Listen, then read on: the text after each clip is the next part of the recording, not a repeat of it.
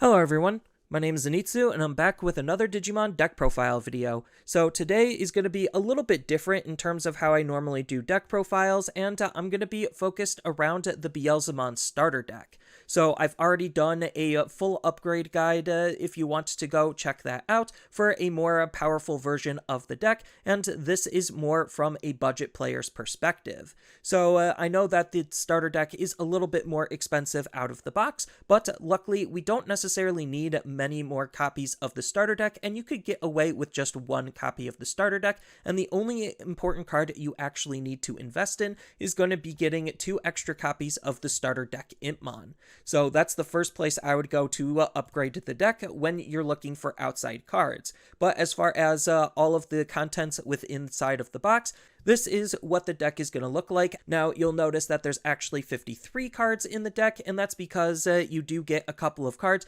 to already start upgrading the deck with. One of them being Pagumon at 1 copy. This is the starter deck Pagumon that's going to help you mill. That's just going to be your 5th Digitama. Then when it comes to the Impmon, you get an alt-art version of EX2 Impmon at 2 copies. So this is a fantastic card to include in the deck, and you could take out either Pascomon or Candlemon to make room for him. I would probably cut Pascomon first because he's not actively helping you mill cards or do any mill-based synergies or triggers. So that's one easy swap out you can make. And then the last card of the deck that you're going to want to swap in is going to be an alt-arted version of the BT2 Beelzemon. This is a fantastic card to help you warp into your Mega level Digimon to put fast pressure onto the opponent. You're going to want to take out maybe a level 5 to be able to make some space for him while still running all of the level 6s that you're currently running. So as far as upgrades out of the box, we just have some quick and easy upgrades that we can make it to be able to start playing with the deck and start utilizing it as best as we possibly can. And then as far as further changes to the deck that we can make without trying to break the bank, this is kind of just where I ended up on, and I'm only really going to be explaining the changes that were made compared to the one starter deck version base that I previously just showed you. So as far as the level 2s go, there's no real reason to change the level 2s just because they're already the best level 2s that we have access to right out of the box. Then when it comes to the level 3s, I basically took out everything that didn't say Impmon and just put in more Impmons. So the more Impmons that I decided to put in was, again, fleshing out and filling out some of the good Impmons that we already were running. So investing 2 copies in the starter deck Impmon is probably a highly recommended maneuver just because of how much work this card is doing. Having us have access to another warp ability to be able to get into our Beelzemons easier and from the trash is absolutely insane, on top of his inheritable ability to try to help us control the opponent's field for their low-level Digimon even better, which if they're trying to stop you with Rookie Floodgates, this is the perfect answer to that. Then as far as filling out the other ratios, we're already running 2 copies of the EX2 Impmon, and you're just going to want to pick up 2 more copies of it. It doesn't necessarily have to be the alt art. There is actually a base art version of this card from EX2 instead of from the starter deck, so that's going to be a cheap card to pick up, and you're going to want to use it just because this is what's going to allow the deck to be able to turbo mill to begin with to get its trash in the state that it needs to turn your card effects online because of its mill-based synergy. When this card is milled, it's just going to help us mill even more. On top of that, it also has some pretty decent usability, being one of the deck's dedicated searchers to look for our Tamer and our Beelzemon, while also having a good DP boost inheritable ability for our Beelzemons. And then the only other big change to the deck in terms of the rookies was the inclusion of 1 copy of the BT6 Impmon. This is easily the worst and most situational Impmon, but it's still pretty good at times just because it's helping us grab back whatever 7 Great Demon Lord or 3 Musketeers, which is basically all of our level 6s and 7s. So it's just having some extra recyclability on our cards, which is still pretty decent, even if it is situational at best.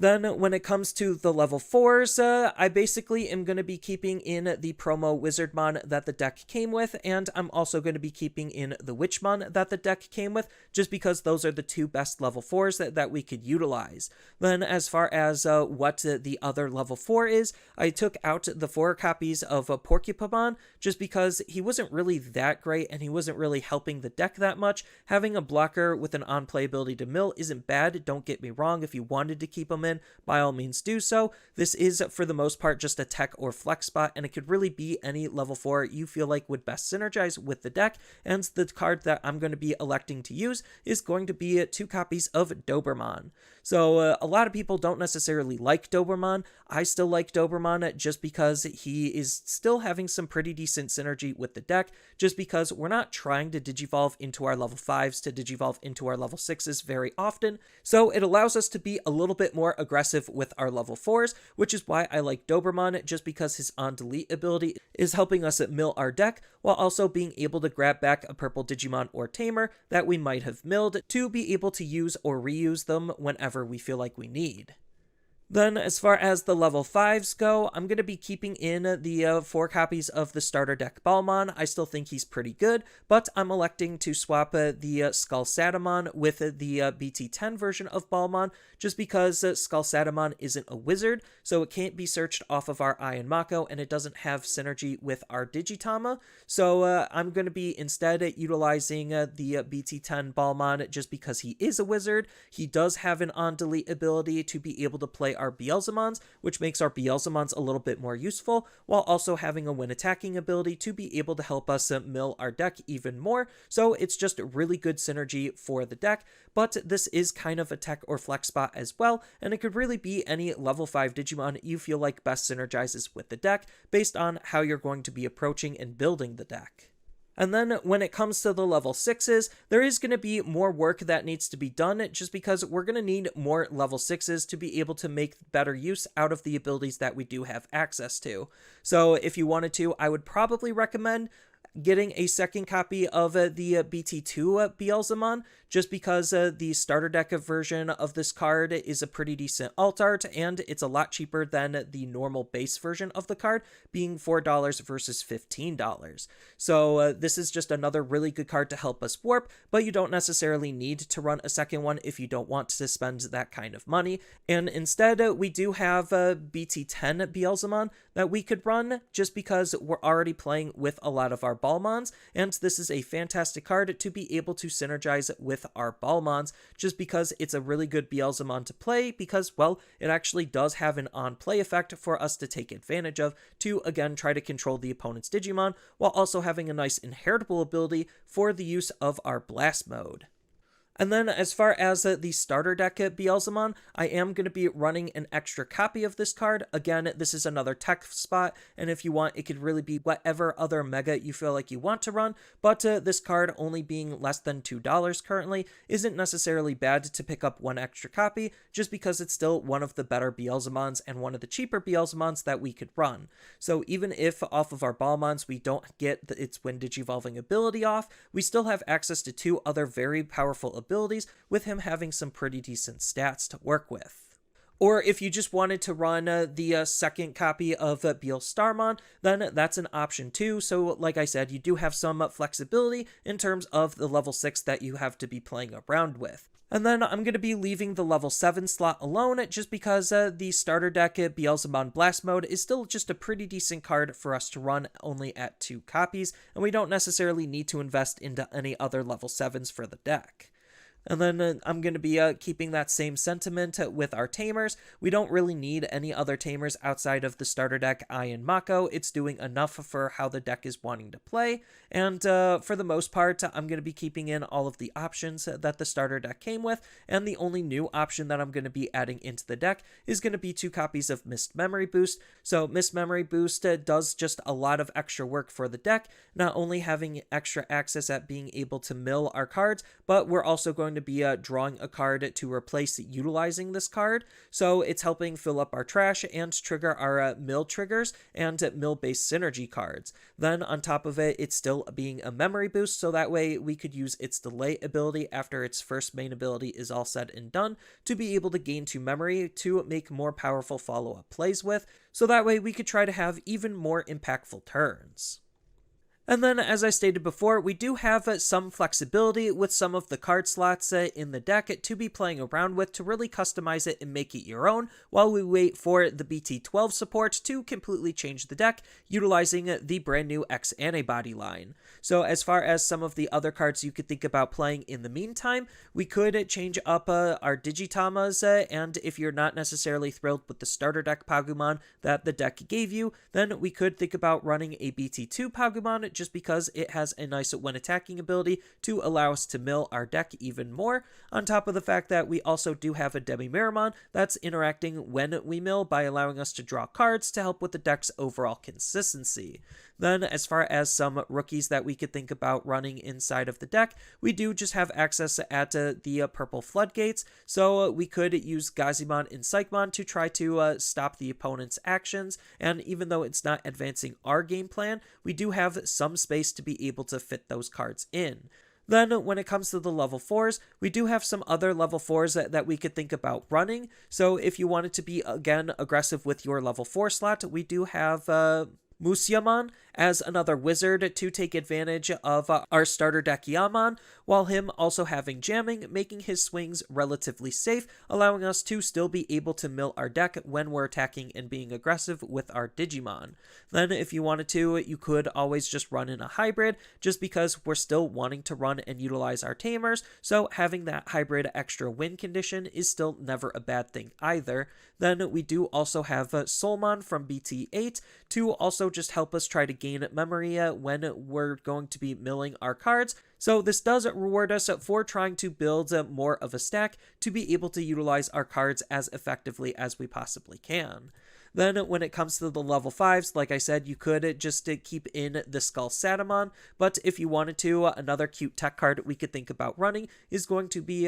Black War Growlmon. So Black War Growlmon is actually a pretty interesting card for this deck to use, just because his Digiburst also is helping fill up our trash. We get to play out a level 3 Digimon, which ideally is going to be an Impmon, so that way we could have an Impmon spawned on the field to be able to use it for whatever we need it to do. Even though it won't trigger its on-play ability, we don't necessarily care half the time because some of them don't have on-play abilities to begin with. Then on top of that, its inheritable ability actually allows our level 6s to be as aggressive as it possibly can and take full advantage of having extra bodies, so that way we could try to trigger our on-delete abilities ourselves while also being able to multi-attack with our high-level Digimon.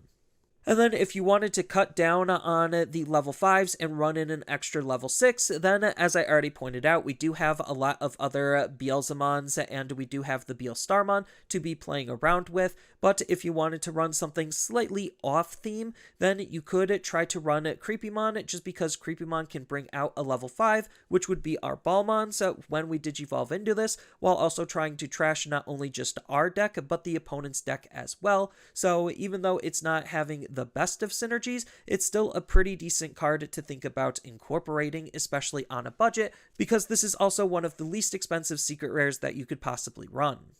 Then we do have some other options that we could think about incorporating. So we do have Death the Cannon as a really decent removal tech. We don't necessarily need it just because of how much removal is already in the deck as is, but it does have its own sets of utility and usability, basically being a reusable Gaia Force. On top of the fact that we also have options like Jackraid to again try to gain some tempo and momentum, and Insecurity be a security threat to take away the opponent's tempo and momentum, and the more we fill up our trash and the faster we fill up our trash, the more powerful a card like Jackraid becomes. Then, if you wanted to, we could also tech in the one copy of Calling from the Darkness that we're allowed to run, just as another way to be able to trigger our on-delete abilities and be able to grab back whatever Digimon we need to be able to reuse it for whatever purpose we're trying to use it for. And then we also have the old EX2 version of Ai Mako that you could think about splashing in. It's not necessarily the best card, but it's not the worst card either.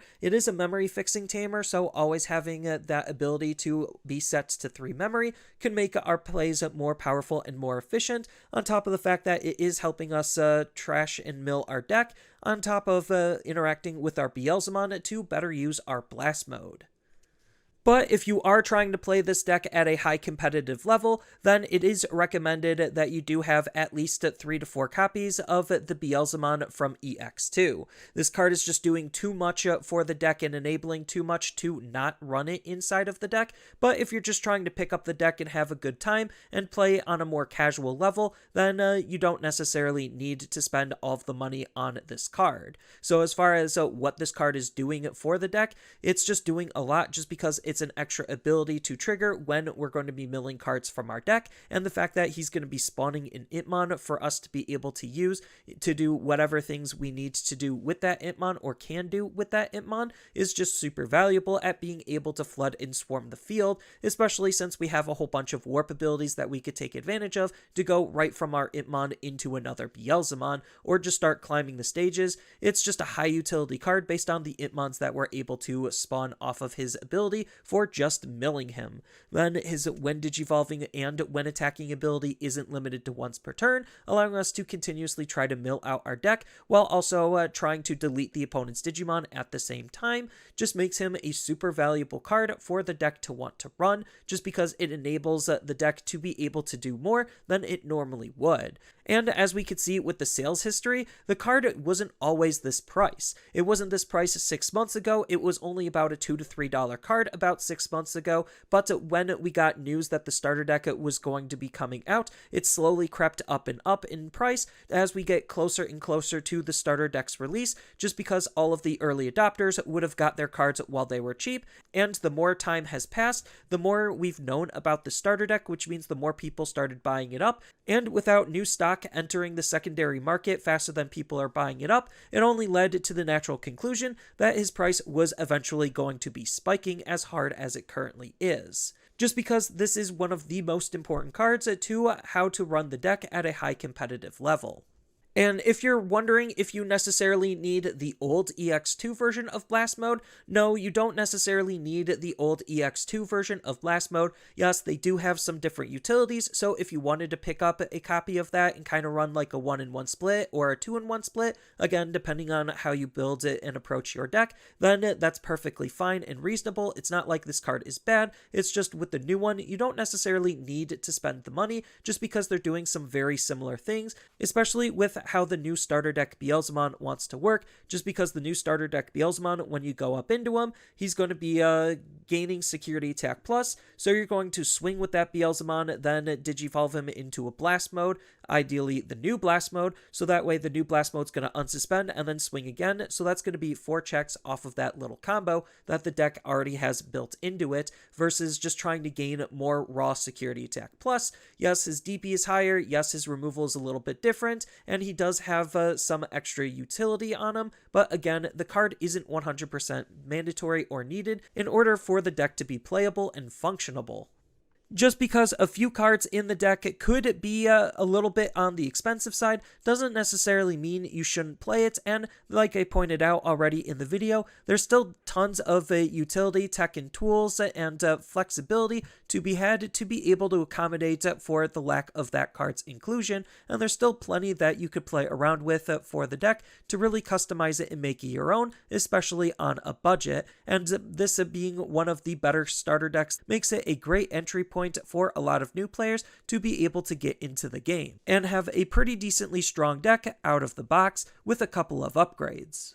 So that's all I really have for this video. As always, feel free to tell me your thoughts down in the comments below, and down in the description below are a couple of different ways you could support me and the channel. So I do have a TCG Player affiliate link, so when you use that link to buy cards off of TCG Player, then some of that money will go to supporting me and the channel. I also do make and sell playmats over on Overcard Gamers on Facebook, so when you buy a playmat with my design, then some of that money will also go to help supporting me and the channel. And on top of all of that, I do have a Twitch account over on twitch.tv/Zenitsu, so giving me a follow and a subscription also helps support me there, and I do play Digimon on top of various other games on that platform as well. So thank you everyone for watching, and as always, don't forget to like, share, and subscribe for more content, and I'll see you in the next video.